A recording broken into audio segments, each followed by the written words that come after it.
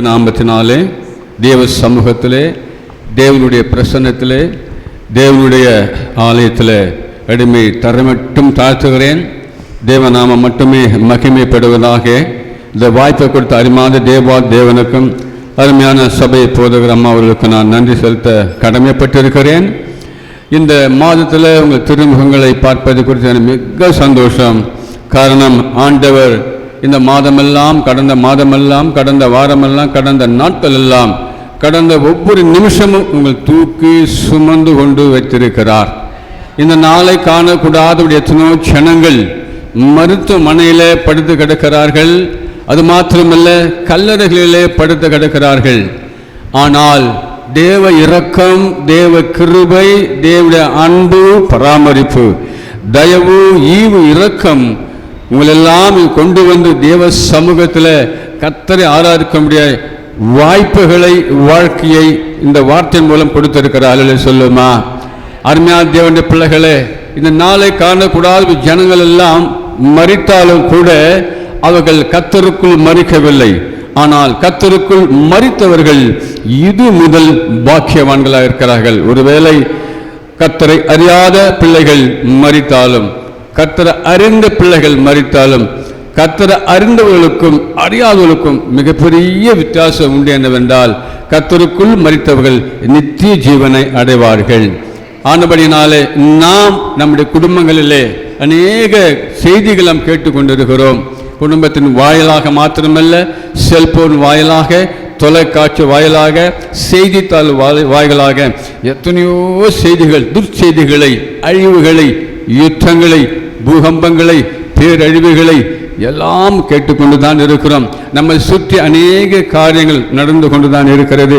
வயநாடு பார்க்கும் பொழுது, கேரளா பகுதியில் ஜனங்கள் ஒவ்வொரு குடும்பங்களிலே தகப்பன் உண்டு, தாய் இல்லை, பிள்ளைகள் உண்டு, பெற்றோர் இல்லை, பெற்றோர் உண்டு, பிள்ளைகள் இல்லை, ஏங்கி தவிக்கிறதான அந்த சூழ்நிலைகளை நாம் பார்க்கும் பொழுது இந்த சென்னைமா நகரம் வருவதற்கு மிக நேரமாகிறாரு. ஆனால் கர்த்தர் சென்னைமா நகரத்திலே தேவனுடைய பிள்ளைகள், தமிழ்நாட்டிலே தேவனால் முன்கொடுக்கப்பட்ட அதிகமான சிறப்பான ஊழியர்கள் இருப்பதனாலே இரக்கம் காட்டி கொண்டிருக்கிறார்.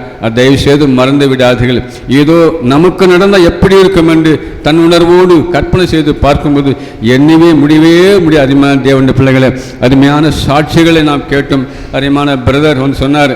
அப்படினாலே இந்த வேதாகமத்தை குறித்து அதிகம் நாம் அறிந்து கொள்ள வேண்டும். இந்த வேதாகமத்தில், வேதாகமம் என்று பார்க்கும்போது இதில் எழுதியிருப்பவர்கள் உலகத்தில் இருக்கிறது. உலகத்தில் இருப்ப நடப்பதெல்லாம் இந்த வேதத்தில் பதிவு செய்யப்பட்டிருக்கிறது. ஆகவே தான் அடிமையும் நீங்களும் வேதத்தை நம்பி, வார்த்தையை நம்பி இங்கே வந்திருக்கிறோம். அருமையான தேவனுடைய பிள்ளைகளே, சாட்சி என்று பார்க்கும்பொழுது பவுல் அப்போஸ்தலர் ரொம்ப அழகாக சொல்லுகிறார். அப்போஸ்தலர் நடபடி புஸ்தகங்களில் அவருக்கு பெரிய வாக்குவாதம், தர்க்கம் நடக்கிறது. 26, 22 படிக்கும் பொழுது வாசியுங்கள்.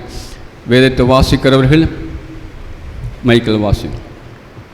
26, 22 அப்போஸ்தலர் நடபடி புஸ்தகங்கள் 26, 22. தேவ அனுக்கிரகம் பெற்று நான் இந்நாள் வரைக்கும்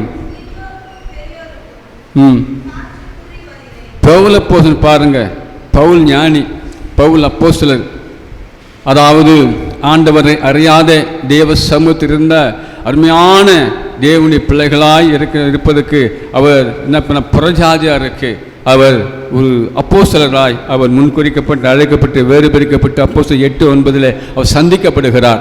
ஆனபடினால் ரம்யா தேவனுடைய பிள்ளை, நான் உண்மையாக வேதத்தை நாம் மறக்கவே கூடாது. ஆகவே எனக்கு ஒரு சாட்சி உண்டு. கடந்த நாட்களில் எனக்கு ஆண்டவர் அநேக அனுபவங்களை கொடுத்தார். இந்த 10 ஆண்டுகள் சித்த சமாஜத்திலும், 5 ஆண்டுகள் இஸ்லாமிய குர்ஆன் படிப்பதிலும் ஆய்வுக்காக கடந்து போயிருக்கும் பொழுது இவைகள்லாம் வெளியே சொல்ல முடியாது. அங்கங்கே சபைகளிலே மட்டும் சொல்லி, அங்கங்கே கிராமங்களிலே, தெரு ஓரங்களிலே, நாட்டுக்கு நாடு, வீட்டுக்கு வீடு அல்லது அநேக மக்கள் நண்பர்கள் மத்தியில் பகிர்ந்து கொள்வது வழக்கம். ஆனால் தேவன் கடந்த வாரம், முதல் வாரத்தில் அந்த கள்ளிக்குப்பம் பகுதி, அம்பத்தூருக்கு அருகில் இருக்கிறதான கள்ளிக்குப்பம் பகுதியில் அருமையான ஒரு இடத்துல ஒரு நல்ல சபை, மிக சிறிய சபை, அவருடைய பேர் மைக்கேல்.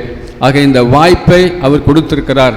ஆக 1 மணி நேரம், 1:20, 1.25 மணி நேரம் யூடியூப்பில் அந்த திருநெல்வேலியிலிருந்து வந்தார்கள். அவர்கள் யூடியூப்பில் அடிப்படைய சாட்சியை அவர்கள் பதிவு செய்திருக்கிறார்கள்.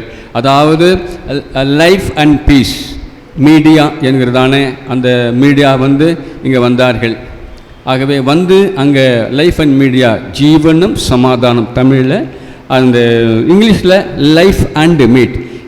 உங்கள் செல்ஃபோனுகளே இப்போ போட வேண்டாம், LIFE லைஃப் அண்டு குறியீடு பீஸ் PEAC மீடியான்னு போட்டிங்கன்னா 1.5 மணி நேரம் 1.25 மணி நேரம் அடிமை சித்த சமாஜத்தில் எப்படி வேதம் எப்படி உலகளாவிய உண்மை என்பதை ஆணித்தரமாக ஆதாரமாக வேதத்தின் ஆதாரத்தோடு அடிமை கொடுத்திருக்கிறேன். பாடலோடு கூடிய பகுதி. இந்த வாய்ப்பை தேவாதி தேவன் எனக்கு கொடுத்தார். இந்த வாய்ப்பை தேவாதி தேவன் ஒரு கருவியாய் இங்கே அமர்ந்திருக்க அருமையான ஐயா எழுந்துருங்க. அவருக்காக ஒரு ஆண்டவர் நம்ம கரங்களை தட்டலாமா? அவர் தான் இந்த பண்ணார், இந்த வாய்ப்பை எனக்கு கொடுத்தார். உட்காருங்க. ஆனபடினால அவர் ஐயா பால் டேனியல் அவர்கள் எனக்கு ஒரு வாய்ப்பை கொடுத்து, மாமா நீங்கள் போய் அங்கே பேசுங்க, திருநெல்வேலியிலேருந்து 500 கிலோமீட்டர் தூரத்துலேருந்து ஒரு மீடியா வராங்க, லைஃப் அண்ட் மீடியாண்டு. ஆகவே இது 1.25 மணி நேரம் அங்கே பேச இருக்கிறது. ஆகவே ஒரு சின்ன சபை, ஏழ்மையான சபை, எளிமையான ஊழியர் இம்மானுவேலில் கடந்து போய் அங்கே பேசினேன். சரிவர அந்த பாக்ஸுங்கள் சரியாவாறு இல்லை, இசைகள் சரியான இல்லை. ஆனாலும் வார்த்தைகளை மாற்றம் ஆண்டவர் வல்லமை எடுத்து பயன்படுத்தியிருக்கிறார். உங்கள் இல்லங்களிலே உங்கள் நேரம் ஃப்ரீயாக இருக்கும் பொழுது அங்கே கிட்டத்தட்ட 3/4 அல்லது 1 மணி நேரம் நின்று கவனிங்கள். வேதம் எப்படிப்பட்டது என்பதை மிக தெளிவாக ஆண்டவர் அங்கே எடுத்து அடிமையை பயன்படுத்தியிருக்கிறார். அருமையான தேவனுடைய பிள்ளை நாட்கள் பார்க்கும்போது வேதம் மகா பெரிய வேதமாக இருக்கிறது. இன்று நாம் பார்க்கும் பொழுது யோவான் சுவிசேஷ புத்தகம் வாசிங்கள். யோவான் 1ஆம் அதிகாரம். ஆதியிலே வார்த்தை இருந்தது. போதுமானது. அதே போல் உங்களுக்கு நேரம் ஆயிடும், ஆக நானே சொல்லிவிடுவேன். இந்த யோவான் சுவிசேஷம் மாத்திரத்தில் முழு புத்தகமும் முழு வேதகம் ஆதி என்று ஆரம்பித்து ஆமேன் என்று முடிகிறது. அதே போல் யோவான் சுவிசேஷ புத்தகம் ஆதி என்று ஆரம்பித்து ஆமேன் என்று முடிகிறது. ஆகவே இப்படிப்பட்டதான ஏன் முடிகிறது என்று பல வேதங்களை ஆய்வு செய்து பார்க்கும் பொழுதும் அப்படி அல்ல. உங்கள் கையில் இருக்கிற, என் கையில் இருக்கிற, நம் கையில் இருக்கிற கிறிஸ்தவ வேதம் மாத்திரம்தான் இப்படி ஆரம்பிக்கும். போல்டாக தைரியமாக இன்றைக்கு பார்க்கும்பொழுது இயற்கையை ஜனங்கள் நம்முடைய மூதாதையர்கள் 4-5 தலைமுறைக்கு முன்பாக பார்ப்பதால் இயற்கையை நிலமகளாக, வாயுவை வாயு பகவானாக, அக்கினி பகவானாக வணங்கினார்கள். ஆகாயத்து கங்கையாக வணங்கினார்கள். சிலை வழிபாடே இல்லை. ஆனபடினாலே அதுக்கு பிறகு சிந்து சமையல் வழி வந்த யூத மார்க்கத்தில் என்று சொல்லுகிறாள். அது எனக்கு கன்ஃபார்ம் இல்லை. ஆனால் ஆரியர்கள் சிலை வழிபாடை இங்கே நுழைத்து இருக்கிறார்கள். ஆனால் ஒரே ஒரு 18 சித்தர்கள், அருகணி சித்தர், பாம்பாட்டி சித்தர், தேரையர், கோரக்கர், புலிப்பாணி, சிவவாக்கியர், இப்படி 18 சித்தர்களும் ஒருவரும் இறையாண்மையை, இறையிலை அவர்கள் சிலை வழிபாடு கண்டதே இல்லை. அதுக்கு ஆதாரங்களோடு அடிமை அங்கே பேசியிருக்கிறேன். ஆக இந்து மதத்தில், இந்து மார்க்கம் என்று சொல்ல, இந்து மதத்தில் சிலை வழிபாடு இல்லை, இடையில் நுழைந்தது தான். ஆனால் அந்த சிவவாக்கியர் சொல்கிறார், நட்ட கல்லும் பேசுமோ நாதன் உள்ளிருக்கையில். அதாவது ஒரு கல்லை நட்டிட்டா உள்ள ஜீவன் தலைவரே இருந்தாலும் கூட, கடவுள் இருந்தாலும் அது பேசாது. சுட்ட சட்டி சட்டுவம் கரிச்சு வருமோ. 1 கிலோ கறியை கொண்டு நீங்கள் சட்டியில் ஆக்குவீர்கள். அது சமைக்கும் பொழுது அந்த கறி சுவைக்காது, நாம் தான் சுவைப்போம். நட்டக்கல்லும் பேசுமோ நாதன் உள்ளிருக்கையில் சுட்ட சட்டி கரிச்சுவை அறியுமோ. சுற்றி உண்டு மனுமுனும் என்ற மந்திரம் எதடா, இருட்டை பகல் என்று சொல்லும் மூடர்கள் ஆனார்கள் என்று சிவவாக்கிய சொல்லுகிறார். ஆனபடினாலே இறையாண்மையை, இந்துத்துவத்தை முறையாக சொன்னவர்கள் சித்தர்கள் மட்டுமே. ஒருவரும் சிலை வழிபாடு இல்லை. ஆனால் இன்றைக்கு சிலை வழிபாடு பயங்கரம் நடந்து கொண்டு இருக்கிறது. இன்றைக்கு என்ன நாள் உங்களுக்கு தெரியும். நானும் பால்டியான ஐயா வரும்பொழுது எத்தனையோ 50 லட்சத்தை செலவு பண்ணி பெரிய சிலையை வைத்திருக்கிறார்கள். ஆகவே ஏழையின் சிரிப்பில் இறைவனை காணலாம் என்றெல்லாம் மக்கள் சொல்லியிருக்கிறார்கள். ஏழைக்கு கொடுத்தால் ஆண்டவர் சந்தோஷப்படுவார். ஏழைக்கு இறங்குறவன் கர்த்தருக்கு கடன் கொடுக்கிறான், அவர் கொடுத்து அவர் திருப்பி கொடுப்பார் என்று. இந்த அருமையான தேவனுடைய பிள்ளைகளே, ஆண்டவருக்காக, ஆண்டவர் ஊழியத்துக்கான எவ்வளோ கொடுக்குறோமோ அந்த அளவுக்கு நிச்சயமாக பல மடங்கு கர்த்தர் ஆசீர்வதிப்பாராக. ஹல்லேலூயா சொல்லுமா. உங்கள் கைகள் குறுகி போகவே போகாது. அருமையான தேவன், நாம் இன்றைக்கு வேத வசனத்தை எடுத்துக்கொண்டிருக்கிற வாக்கியம் என்னவென்றால் சங்கீதம் 34:18-20 வாசிக்கலாம். சங்கீதம் 34:18-20 வாசிக்கலாம். நொறுங்குண்ட இருதயம் உள்ளவர்களுக்கு கர்த்தர் சமீபமாயிருந்து நறுங்குண்ட ஆவி உள்ளவர்களை ரட்சிக்கிறார். நீதிமானுக்கு வரும் துன்பங்கள் அநேகமாயிருக்கும். கர்த்தர் அவைகள் எல்லாவற்றிலும் நின்று அவனை விடுவிப்பார். அவனுடைய எலும்புகள் எல்லாம் காப்பாற்றுகிறார். போதும். உம்மை பாடாத நாட்களும் இல்லையே, தேடாத நாட்களும் இல்லையே. உம்மை பாடாத நாட்களும் இல்லையே, தேடாத நாட்களும் இல்லையே. உம்மை அல்லாமல் யாரை நான் நேசிப்பேன்? உமக்காக அல்லாமல் யாருக்காக வாழ்வேன்? நம்புங்கப்பா உங்கள் பிள்ளையே, நம்புங்கப்பா உங்கள் பிள்ளையே. உம்மை பாடாத நாட்களும் இல்லையே, உம்மை தேடாத நாட்களும் இல்லையே. உம்மை பாடாத நாட்களும் இல்லையே, தேடாத நாட்களும் இல்லையே. வெள்ளியை புடமிடும் போல என்னை புடமிட்டு, வெள்ளியை புடமிடும் போல என்னை புடமிட்டு, அதனால சுத்தமானேனே. நாங்கள் செய்வீரே, அதனால சுத்தமானேனே. நாங்கள் செய்வீரே. உம்மை பாடாத நாட்களும் இல்லையே, உம்மை தேடாத நாட்களும் இல்லையே. உம்மை பாடாத நாட்களும் இல்லையே, உம்மை தேடாத நாட்களும் இல்லையே. பொருத்தனைகள் நிறைவேற்றி ஸ்தோத்திரங்கள் செலுத்துவேன். பொருத்தனைகள் நிறைவேற்றி ஸ்தோத்திரங்கள் செலுத்துவேன். ஆராதித்து உம்மை உயர்த்துவேன். நம்புங்கப்பா உந்தன் பிள்ளையே, ஆராதித்து உம்மை உயர்த்துவேன். நம்புங்கப்பா உந்தன் பிள்ளையே. உம்மை பாடாத நாட்களும் இல்லையே, உம்மை தேடாத நாட்களும் இல்லையே. உம்மை பாடாத நாட்களும் இல்லையே, உம்மை தேடாத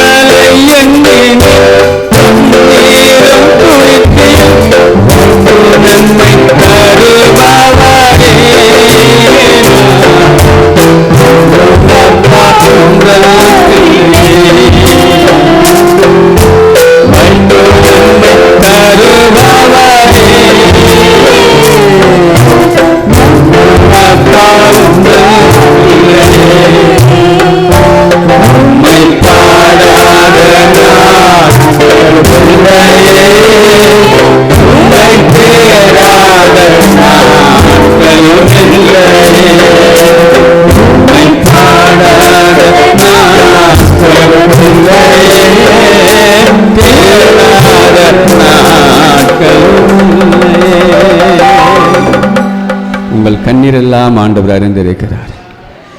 துருத்தில் வார்க்கப்பட்டு இருக்கிறது, ஒரு கணக்கில் அல்லவோ இருக்கிறது.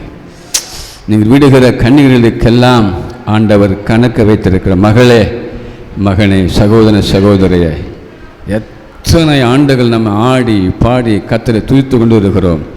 ஆண்டவருக்கு என்ன காது இல்லையா, கண் இல்லையா?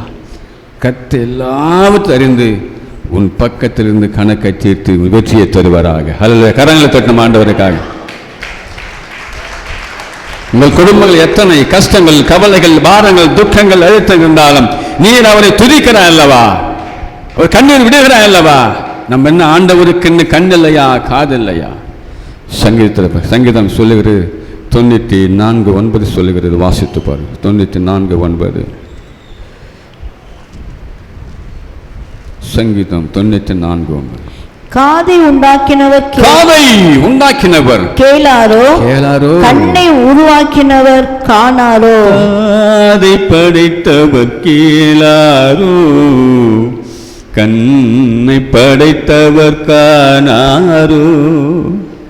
காதை படைத்தவர் கேளாரோ, கண்ணை படைத்தவர் காணாரோ. உன்னை படைத்தவர் உறங்காரே, காத்திடுவார் கலங்காரே. காத்திடுவார் கலங்காரே. காதை படைத்தவர் கேளாரோ, கண்ணை படைத்தவர் காணாரோ. தேடிடும் தெய்வம் இயேசு, உன்னை தேடி வந்தவர் இயேசு. தேடிடும் தெய்வம் இயேசு, உன்னை தேடி வந்தவர் இயேசு. தேவைகள் அனைத்தும் சந்திப்பவர், சோதனை வேலையை சிந்திப்பவர். காதை படைத்தவர் கேளாரோ, கண்ணை படைத்தவர் காணாரோ. அதே சங்கீதம் 19:20 வாசித்து, சங்கீதம் 34:19-20 வாசிக்கலாம். நீதிமானுக்கு வரும் துன்பங்கள் அநேகமாயிருக்கும், கர்த்தர் அவைகள் எல்லாவற்றில் நின்று அவனை விடுவிப்பார். அவனுடைய எலும்புகளை எல்லாம் காப்பாற்றுகிறார். எலும்புகளை எல்லாம் காப்பாற்றுகிறார். அவைகளில் ஒன்றும் முறிக்கப்படவில்லை. ஒன்றும் முறிக்கப்போதுமானது. அருமையான தேவன், நல்ல கவனிங்க. ஒரு கட்டடம் கட்ட வேண்டும் என்றால் என்னென்ன தேவை? செய்தி அல்ல, ஆலோசனை சொல்லுகிறேன். ஒரு கட்டடம் கட்டுவதற்கு இடம் தேவை. அதுக்கப்புறம் ஆளெல்லாம் அந்த கடக்காலை எடுத்துட்டு சிமெண்ட்டு, அதுக்கப்புறம் என்ன செய்கிறேன்னா, அதுக்கப்புறம் கல், செங்கல், ஜல்லி, கம்பி, ஆளை போட்டு வடம் போட்டு கரெக்டாக படம் போட்டு கடக்கால் நோண்டி அழகாக கட்டணும். இந்த கட்டடம் நிற்பதற்கு எது முக்கியமாக இருக்கிறது? சகோதரி சிமெண்ட்டுக்கு அவசியம், நம்ம சிமெண்ட் அவசியம், கல் அவசியம். எது முக்கியம்? கம்பி. கம்பி கம்பி என்னங்கய்யா, கம்பி தான் அவசியம். ஆனால் இந்த கட்டடம்லாம் நிற்கும் பொழுது ஒரு தூண் போடுகிறார்கள், பில்லர் போட்டு எழுப்பி இந்த கட்டடம், நாம் ஆராதிக்கிற இந்த ஆலயம் கட்டப்பட்டு கொண்டு இருக்கிறது.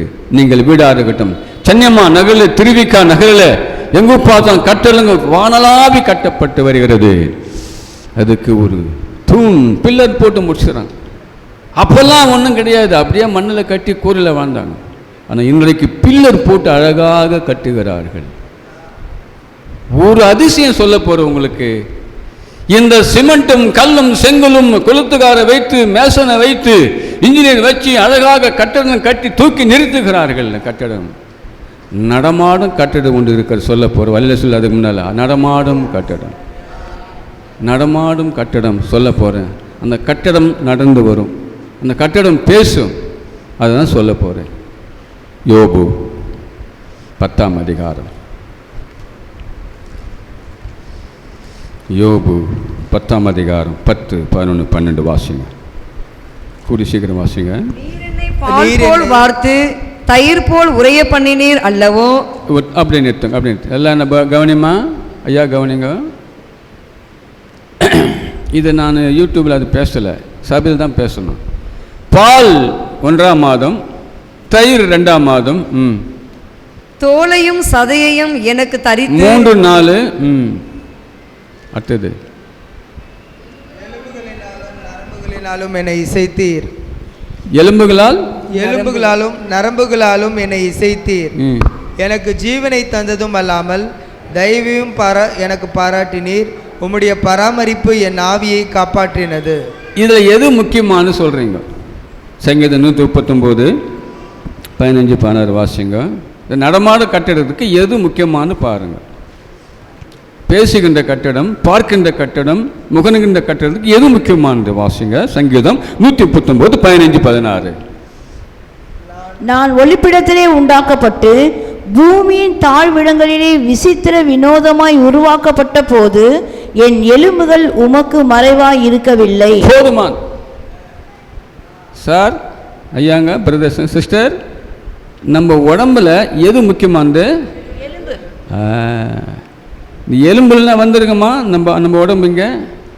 மனம் சொல்லுது, பார்க்குது. எலும்பு வந்து எத்தனை அழகாக நான் சேரில் உட்காந்துங்க பாருங்கள். இதெல்லாம் எலும்புகள் தான், எல்லாமே எலும்புகள் தான். இது நடமாடும் கட்டிடம், பேசுகின்ற கட்டிடம், ஆத்ம உள்ள கட்டிடம், ஆவி உள்ள கட்டிடம், செய்து உள்ள கட்டிடம். இந்த கட்டிடத்துக்குள்ளே ஆண்டவர் வாசமாக இருக்கிறார். அல்ல சொல்லுமா? தேவனுடைய பிள்ளைகள் இந்த எலும்புகள் தான் வந்து உட்கார்ந்துருக்குது. ஐயா போனார், வந்தார், உட்காராரு. இந்த பாரு நம்ம சகோதரர் அழகாக சேரில் உட்காந்து. இந்த பாருங்க சகோதரர் சாட்சி சொன்னாங்க. இந்த பாப்பா நல்லா பைபிள் படிக்கிறது, இந்த ஒரு பைபிள் படிக்கிறது, அதான் நல்லா படித்தாங்க. எல்லாம் பாருங்கள், எல்லா எலும்போடு வந்திருக்கிறான் அவள் தான். ஆனால் எலும்பு கூட சதை, நரம்பு எல்லாம். இந்த நரம்பு வந்து எலக்ட்ரிஃபை, நரம்பு போட்டு ஒயர் போட்டு ஆண்டு என்ன பண்ண, லைட்டு போட்டு விட்டார். ஜனங்க ஓடியாந்து வந்து வந்துச்சுப்பார். நாம் தான் அந்த கட்டடம்.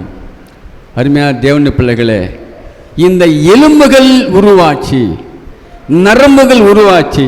இதெல்லாம் வந்து அந்த யோபு 10ஆம் அதிகாரம் என்பது இந்த நாட்களில் பார்க்கும் பொழுது, யோபு 10ஆம் அதிகாரம் பெரியார் நகர் ஹாஸ்பிட்டலில், ஜிஹெச்சில், ஸ்டான்லி மருத்துவமனையில் ஒரு கைனகாலஜி பார்க்கும் பொழுது அது பிரசவ வார்டுன்னு பேர். இந்த அதிகாரம் ஃபுல்லாக பிரசவ வார்டு. பால், தயிர், அதுக்கப்புறம் என்ன, எலும்பு, நரம்பு, ஜீவன் எல்லாம் நீங்கள் பார்க்க வீட்டில் படித்து பாருங்கள். இதெல்லாம் உருவாக்கினார். அப்போ எலும்பு நம் கண்கள் கண்டதில்லை. சங்கீதம் 130 படிச்சிங்களா? அது படிங்க, 15 16 வாசிங்க. நான் ஒளிப்பிடத்திலே உண்டாக்கப்பட்டு பூமியின் தாழ்விடங்களிலே விசித்திர வினோதமாய் உருவாக்கப்பட்ட போது என் எலும்புகள் உமக்கு மறைவாய் இருக்கவில்லை. என் கருவை உம்முடைய கண்கள் கண்டது. என் கருவை உம்முடைய கண்கள் கண்டது. நீங்க வந்து உட்கார்ந்து இருக்கிறீங்க, தாயின் கருவில் இருக்கிறீங்க. இந்த மகள் 5 மாதம் ஆயிடுச்சு, 6 மாதம் ஆயிடுச்சு, 7 மாதம் ஆயிடுச்சு, 8 மாதம் முடிஞ்சு போச்சு, 9ஆம் மாதம் சீமந்தம். 300 நாள் சுமந்து மூச்சு காற்றை பங்கு போட்டு முதல் முத்தம் கொடுத்து தாய்வேராக சேவராகிய தொட்டில் கட்டி சீராட்டி தாளாட்டி ஆண்டவர் நமக்கு ஒரு தாயை கொடுத்து அப்படியே பால் கொடுத்து உலகத்தை காட்டி சாப்பாட்டை ஊட்டி உலகத்தை காட்டி ஊட்டி வளர்த்து கொண்டு வந்து ஆண்டவர் ஆராதிக்கும் இடையா என் குழந்தைகள் உட்கார வச்சு அதில் சொல்லுமா? அதாங்க எலும்பு. இந்த எலும்புகளுக்கு என்ன தேவை? வந்திருக்கிற இந்த சபை இந்த எலும்புகளுக்கு என்ன தேவை என்று எதையுமே சொல்றாருங்க ஐயா. ஆகவே நல்லா யோசிங்க. இது ஒரு ஆழமான சத்தியம், இது ஆவிக்குரிய சத்தியம், ஆராய்ச்சி சத்தியம். இந்த எலும்புக்கு என்ன தேவை என்று பார்க்கும் பொழுது எரேமியா புஸ்தகத்தில் 20:9 வாசிக்கும் பொழுது எரேமியா சொல்றாரு பாருங்க, வாசிங்க. எரேமியா 20:9. ஆதலால் நான் அவரை பிரஸ்தாப பண்ணாமலும் இனி கர்த்தருடைய நாமத்திலே பேசாமலும் இருப்பேன் என்றேன். ஆனாலும் அவருடைய வார்த்தை என் எலும்புகளில் அடைப்பட்டு எரிகிற அக்கினியை போல் என் இருதயத்தில் இருந்தது. போதுமானது. சிஸ்டர்ஸ், பிரதர்ஸ், பிள்ளைகள் நாம் பெற்றிருக்கிறோம். இந்த குழந்தை எழுந்து உட்காருதுன்னா தாய்ப்பால் கொடுத்து உணவை ஊட்டி காற்றை சுவாசம் பண்ணி, ஆனால் இன்றைக்கு ஒரு குழந்தை இருக்குது என்றால் அது பால் கொடுக்கணும், எலும்பு வளரணும் என்ற அருமையான தேவனுடைய பிள்ளைகளே, இந்த வார்த்தை நமக்கு அவசியம், இந்த வார்த்தை அவசியம். ஆகவே இங்கே பார்க்கும்போது பார்க்கணும், இந்த பிரசங்கில அதே நீதிமொழிகளை 15:30 வாசிக்கும் பொழுது, நீதிமொழிகள் 15:30 சீக்கிரம் வாசிங்க. கண்களின் ஒளி இருதயத்தை பூரிப்பாக்கும், கண்களின் ஒளி இருதயத்தை பூரிப்பாக்கும், நற்செய்தி எலும்புகளை புஷ்டியாக்கும். அல்ல சொல்லுமா, இன்னைக்கு யார் நற்செய்தி சொல்றாங்களோ இடுப்பு வலி வராது, எலும்பு வலி வராது. நான் அனுபவிக்க சொல்கிறேன். இது என்னங்க இது விசித்திரமாக இருக்குது, எங்கள் ஐயா சொல்கிறதெல்லாம் வித்தியாசமாக இருக்குது. நான் ஒரு இடத்துல சொன்னேன், அல்லேலியான்னு சொல்லிட்டு 7 முறை சொன்னால் எனக்கு 70 வயசு வரைக்கும் வியாதியாக வராதுன்ட்டேன். ஐயா நம்ப மாட்டுறாங்க சார். 7 முறை அல்லேலியா காலையில் வெறும் வைத்து அவ்வளோன்னு கத்துறேன். 70 வயசு பர்மிஷன் எனக்கு ஆண்டு கொடுத்தாரு, வியாதி வராதுன்னு. எலும்பு ஸ்ட்ராங்காக இருக்குது. நான் என்ன அனுபவிச்சேன் அதை தான் சொல்லணும், அனுபவிக்காத சொல்ல முடியாது. எலும்பு தேய்மானங்கள், நீங்கள் அனுதினமும் அந்த வசனத்தை அதிகமாக உட்கொள்ள ஏன் நான் சொல்கிறேன்னா, இந்த வசனத்தினால்தான், ஆண்டோட வார்த்தையினால்தான் இந்த உலகமே உண்டானது. உங்களை உயிரை காப்பதற்காக அந்த வசனத்தை எலும்புக்குள் எரேமியாவுக்கு புகுந்து விட்டது. மீண்டும் அது வாசியமா, எரேமியா 19, எரேமியா 20:9. ஆதலால் நான் அவரை பிரஸ்தாப பண்ணாமலும் இனி கர்த்தருடைய நாமத்திலே பேசாமலும் இருப்பேன் என்றேன்.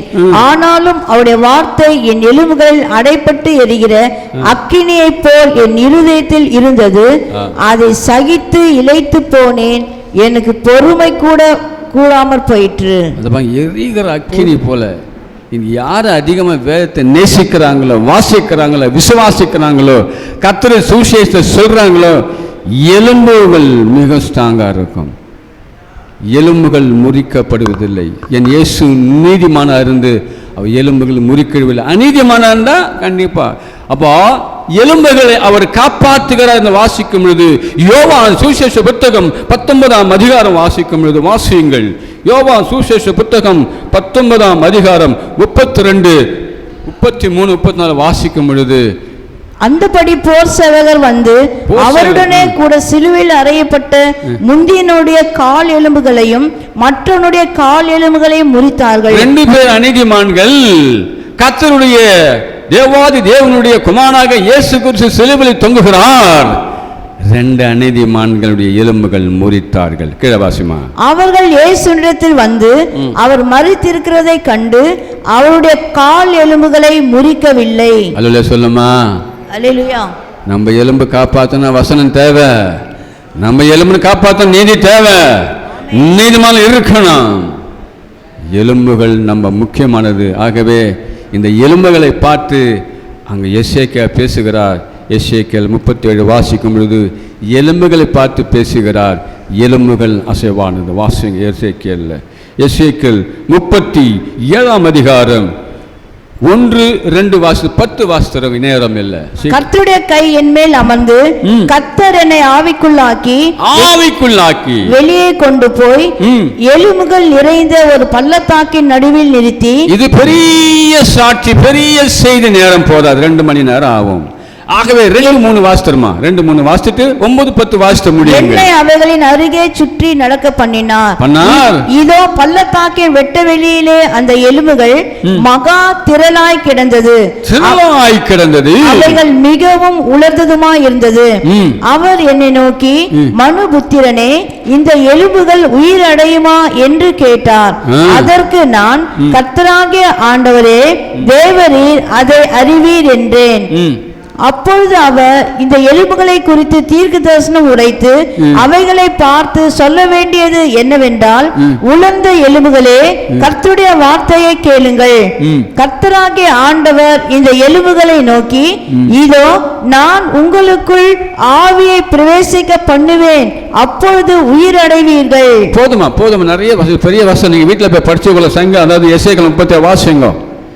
இன்றைக்கு வேதம் வாசித்தவர்கள் மாத்திரம் கைகளை போயிட்டு, இன்றைக்கி வேதம் வாசித்தவர்கள், பைபிள் வாசித்தவர்கள் மாத்திரம், பைபிள் வாசி. ஆகவே நிறைய பைபிள் வாசிக்கணும். ஏன்னா நான் கிராமங்களில் போகிறேன், பாவம் வாசிக்க தெரியல. ஆமாய்யா, நரிக்குறை ஊழியத்துக்கு போகிறேன், வாசிக்க தெரியல. சபை போகிற அம்மாவுக்கு தெரியும் எங்கெங்கே போகணும்னு தெரியும். இருளர் பகுதிக்கு போகிறோம், வாசிக்க தெரியல. ரொம்ப கஷ்டப்படுறாங்க. எவ்வளோ கஷ்டம் தெரியுங்களா? நமக்கெல்லாம் ஆண்டு நல்ல படிப்பு கொடுத்துருக்காரு, எழுத்து அறிவு கொடுத்து, எண்ணும் எழுத்தும் கண்ணனை தகும் எழுத்தும் எண்ணையும் படிச்சிருக்கிறோம். எல்லாம் எல்கேஜி முதல் எம்ஏ வரைக்கும் படிச்சு எல்லாம் இங்கிலீஷ் படிக்கிறோம். ரிக்ஷா ஓட்டணும் இங்கிலீஷ் படி, என் பிள்ளை இங்கிலீஷ் படிக்கணும், இங்கிலீஷில் பேசணும். இந்த மம்மி டேடி கூப்பிட்டு சொல்லிட்டு என்ன பண்ணுறாங்க, திருவிக்கண்ணா ரிக்ஷா வலிச்சு வந்து கான்வென்ட்டில் சேர்க்குறோம். படித்த ஏரியாவில் இருக்கிறீங்க, தயவு செய்து பைபிளை வாசிங்க. வெளிப்பத்தி விசேஷ புத்தகம் 1ஆம் அதிகாரம் 3ஆம் வசனம் வாசியுங்கள். வெளிப்பத்தி விசேஷ புத்தகம் 1ஆம் அதிகாரம் 3ஆம் வசனம் வாசியுங்கள். நேரம் இருக்கு, இன்னும் 5 நிமிஷம் இருக்கு, வாசித்த முடியும், சீக்கிரம் வாசிங்க. வசனங்களை வாசிக்கிறவர்கள், இந்த தீர்க்க தரிசன வசனங்களை வேதத்தை வாசிக்கிறவனும் கேட்கிறவர்களும், வாசிக்கிறவர்கள் படித்தவர்கள், எனக்கு படிக்க தெரியலன்னு கேட்டுக்கணும், வாசிங்க. கேட்கிறவர்களும் இதில் எழுதி இருக்கிறவர்களை இதில் எழுதி வாசிப்பது மாதிரி கேட்பது மாதிரி கடைபிடிக்கிறவர்களும் பாக்கியவான்கள், காலம் சமீபமாயிருக்கிறது. வேதத்தை வாசிக்கணவா. திருச்சி பகுதியில் ஒரு டாக்டர் அம்மா போயிட்டு இருந்தேன். என்னுடைய அப்பா ஜான் ஜெய்சிங்கனுடைய மகன் மோசஸ் அங்கே இருக்கிறாரு. ஒரு போகும்போது கூட்டம் போனாங்க. ஐயா, நான் கிட்டத்தட்ட மெடிக்கல் புக்கு வாசிக்கிறேன். ஆமாம் அண்ணா, நான் பைபிள் வாசிக்க முடியும். இன்னைக்கு எனக்கு மெடிக்கல் புக் எத்தனை பார்க்க 50 பக்கம் வாசித்தேன் அந்த டாக்டர் அம்மா.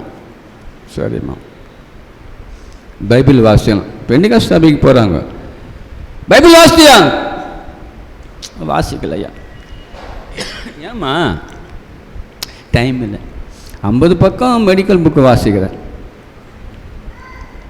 ஒரு 5 நிமிஷம் வாசிக்கக்கூடாதா? டைம் இல்லையா? அப்போ சொன்னேன், எல்லாம் கவனிங்க, என்னென்ன மாத்திரை, ஏ மாத்திரை, பி மாத்திரை, சி மாத்திரை, டி மாத்திரை, உடம்பை ஏமாத்திரன்ட்டு சிரிச்சு தந்தம்மா. என்ன அப்படி சொல்? மாத்திரை மருந்துகள் தற்காலிக சுகம் தரும், நித்திய ஜீவனை தருவது, நித்திய ஜீவனை தருவது ஜீவனுள்ள வார்த்தை. இது வானத்து வார்த்தை. உனக்கு எலும்பு கொடுத்திருக்கிறாரு, நரம்பு கொடுத்திருக்கிறாரு. தாயின் கருவினை காப்பாற்றி உன் தாய் பால் ஊட்டி வளர்த்தது போல இந்த வசனத்தை பாலாக நினைத்திருக்கிறாரு. இந்த பாலை குடிப்பாயா? ஐயா, கருப்பு காப்பி எனக்கு பிடிக்காது, நல்ல பால் போட்டு குடிச்சாதான் பிடிக்கணும்னு இன்னைக்கு ஜனம் இருக்காங்க. கருப்பு காப்பி வெறுப்பா சொல்றாங்க, ஆனால் பால் போட்ட டீ நல்லா காப்பி சாப்பிட்றாங்க. என் குழந்தைக்கு பால் தான் பிடிக்கும். அந்த பாலை கொடுக்க கொடுக்க எலும்பு எழுந்து நிற்குது. 1 பேதுரு கடைசி வசனம் வாசித்தான் பிடிக்க விரும்புகிறேன். 1 பேதுரு கடைசி வசனம் 24, 25. 1 பேதுரு 2ஆம் அதிகாரம் 1, 2, 3 வாசித்து முடிக்கலாம்.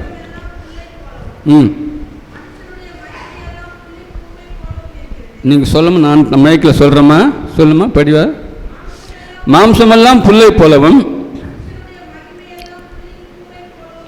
இருக்கிறது, புல் உலர்ந்தது, பூவும் உதிர்ந்தது, கர்த்தருடைய வசனமோ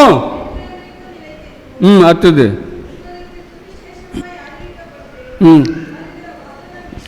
அறிவிக்கப்பட்ட வசனம் இதுவே. 2, 3, 4 வாசிங்க. 2ஆம் அதிகாரம். இப்படி இருக்க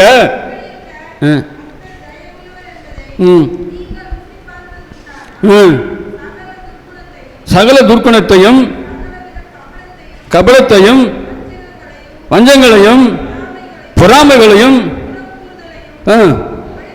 ஒழித்துவிட்டு நீ வளரும்படி பிதா பிறந்த குழந்தைகளை போல திருரசனமாகிய களங்கமில்லாத ஞானம் பலன் வாங்கியாயிருங்கள். அவள் தான் இந்த குழந்தை நல்லா வளர்ந்துச்சு, நல்லா அருமையாக வளர்ந்து போயிடுச்சு. என் குழந்தை எழுந்து நடக்குது, ஐயோ நிர்வாணமாக போதே, என்ன பண்ணுறது சொல்லி பார்க்கும்பொழுது அந்த குழந்தைக்கு வஸ்திரம் போட வேண்டும் என்று. எனக்கு அருமையான தேவனுடைய பிள்ளைகளே, நீங்கள் குழந்தைகள் அல்ல, ஆண்டவருடைய சத்தியத்தை ஆழமாய் அறிந்தவர்கள், வேதத்தை புரிந்தவர்கள், அநேக பசுத்தவான்களுக்கு சத்தியத்தை சொல்லி நீங்க நீண்டு ஆவிகளை வளர்ந்தவர்கள். உங்களுக்கு ஆண்டவர் வஸ்திரத்தை கொடுத்திருக்கிறார். ஆகவே பாலூட்டி எலும்புகளையும் நரம்புகளையும் அந்த நடமாடும் கட்டணமா இருக்கிற இந்த கட்டடத்துக்குள்ளே ஆண்டு வாசமா இருக்கிறார். உங்கள் ஆவிக்குரிய வஸ்திரத்தை கொடுத்து நீதி வசத்தை கொடுத்து பரலோகத்துக்கு கொண்டு போகிறார். ஏசாயா 61 படித்து வாசம் முடியுங்க. ஏசாயா 61:10. சோத்ராம் சோத்ராம். நேரம் இல்லை, ஐயாவுக்கு நேரம் கொடுத்தாகணும், சீக்கிரம் வாசிங்க. ஏசாயா 61:10. கர்த்தருக்குள் பூரிப்பாய் மகிழ்கிறேன், என் தேவனுக்குள் என் ஆத்துமா களி கூறுகிறது. மணவாளன் ஆபரணங்களால் தன்னை அலங்கரித்துக் கொள்ளுகிறதற்கும் மணவாட்டி நகைகளினால் தன்னை சிங்காரித்துக் கொள்கிறதற்கும் ஒப்பாக அவர் ரட்சிப்பின் வஸ்திரத்தையும் நீதியின் சால்வையை எனக்கு தந்தார். அவள்தான் அவங்களுக்கு ரட்சிப்பின் வஸ்திரத்தை கொடுத்துட்டாரு, நீதியின் சால்வை கொடுத்தாரு. உங்க நீதிமான் எலும்புகளை காப்பாற்றுகிற கர்த்தர் பெரிய அதிசயம் செய்வராக ஒரு பாடலோடு பாடி ஐயா நான் கொடுக்கிறேன். நீவின்றி வாழ்வேது இறைவா, உம் நினைவின்றி மகிழ்வேது தேவா. நீவின்றி வாழ்வேது இறைவா, உம் நினைவின்றி மகிழ்வேது தேவா. உலகத்தில் 100 ஆண்டு நான் வாழ்ந்த போதும், உலகத்தில் 100 ஆண்டு நான் வாழ்ந்த போதும், உம்மில்லத்தில் வாழும் ஒரு நாளே போதும், உம்மில்லத்தில் வாழும் ஒரு நாளே போதும். நீவின்றி வாழ்வேது இறைவா, நினைவின்றி மகிழ்வேது தேவா. எத்தனை நன்மைகள் செய்வீர் ஐயா, அதில் எனக்கென்று நன்மை சொல்லி முடிப்பேன் ஐயா. எத்தனை நன்மைகள் செய்வீர் ஐயா, அதில் எனக்கென்று நன்மை சொல்லி முடிப்பேன் ஐயா. அத்தனையும் சொல்ல வேண்டுமென்றால், அத்தனையும் சொல்ல வேண்டுமென்றால், 1000 போதாதையா, 1000 ஆண்டுகள் போதாதையா. நீவின்றி வாழ்வேது இறைவா, நினைவின்றி மகிழ்வேது தேவா. கல்லுக்குள் தேரையை வைத்தவனி, அதற்குள்ளும் ஜீவனை தந்தவனி. கல்லுக்குள் தேரையை வைத்தவனி, அதற்குள்ளும் ஜீவனை தந்தவனி. உமையன்று அணுவேதும் அசையாதையா, உமையன்று அணுவேதும் அசையாதையா. உம் துணையின்றி உயிர் வாழ முடியாதையா, உம் துணையின்றி உயிர் வாழ முடியாதையா. நீவின்றி வாழ்வேது இறைவா, உம் நினைவின்றி மகிழ்வேது தேவா. தேவன் தம்மை ஆசீர்வதிப்பதாக. வாய்ப்பு கொடுத்த அருமையான தேவாதேவனுக்கும் சபை போதனமாக நன்றி செலுத்துகிறேன். இப்பொழுது அருமையான பால் டென் அவர்கள் வந்து தன்னுடைய பங்கை எடுத்துக்கொள்வார்கள். Praise Lord.